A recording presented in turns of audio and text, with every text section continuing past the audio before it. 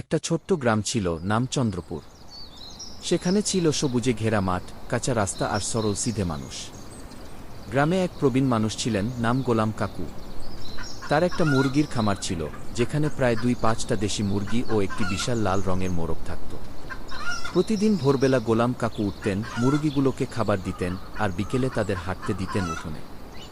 কিন্তু হঠাৎ করেই একদিন গ্রামে অদ্ভুত ঘটনা ঘটতে শুরু করল। প্রতিদিন সকালবেলা দেখা যাচ্ছে একটি করে মুরগি গায়েব।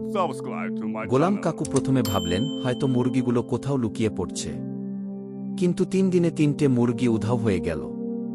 তখন তিনি বুঝলেন কিছু একটা গোলমাল চলছে। গ্রামের লোকজন ভেবেছিল চোর ঢুকছে রাতে, তাই এক রাতে সবাই মিলে পাহারা দেওয়ার সিদ্ধান্ত নিল। ৩ জন যুবক, রুবেল, তানিম আর মনির, খামারের পাশে লুকিয়ে থাকল। রাত তখন ২টো বাজে। হঠাৎ ঝোপের ভেতর থেকে শব্দ আসে, ঠক।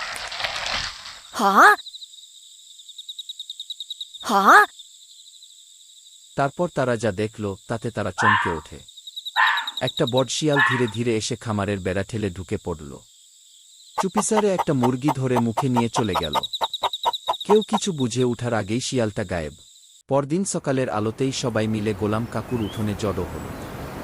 পরিকল্পনা করা হলো শিয়ালটাকে ধরতেই হবে। তানিম একটা বুদ্ধি দিল।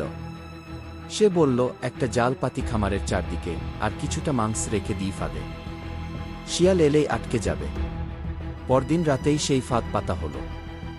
আর সত্যি সত্যি রাত ৩টায় আবার শিয়ালটা এল। এবার সে খাবারের গন্ধ পেয়ে ফাঁদে পা দিলেই জাল আটকে গেল তার গায়ে। ধরা পড়ে শিয়ালটা কাই কাই করে ডাকতে লাগল। কিন্তু আশ্চর্য ব্যাপার, সে পালানোর চেষ্টা করল না, বরং জালেই গুটিসুটি হয়ে বসে থাকল।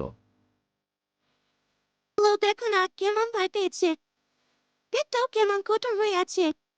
গোলাম কাকু বুঝলেন শিয়ালটা খুব সম্ভবত ক্ষুধার কারণে এমনটা করছিল।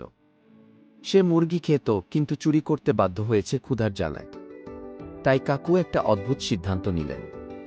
তিনি বললেন, এই শিয়ালটা আমি মারব না, বরং একটা জায়গা আলাদা করে দেব, সেখানে একটু খাবার রেখে দেব, যাতে সে খেতে পারে, কিন্তু আমার মুরগিগুলোও নিরাপদ থাকে। তারপর থেকে শিয়ালটি আর মুরগি চুরি করেনি। সে নির্দিষ্ট জায়গায় গিয়ে খাবার খেত এবং রাতের শেষে জঙ্গলে ফিরে যেত। গ্রামের গল্প হয়ে গেল চন্দ্রপুরের ৭ শিয়াল। আর গোলাম কাকুর নাম ছড়িয়ে পড়ল। মানুষ শুধু পশু মারেই না, মাঝে মাঝে তাদের মনের কথাও বোঝে।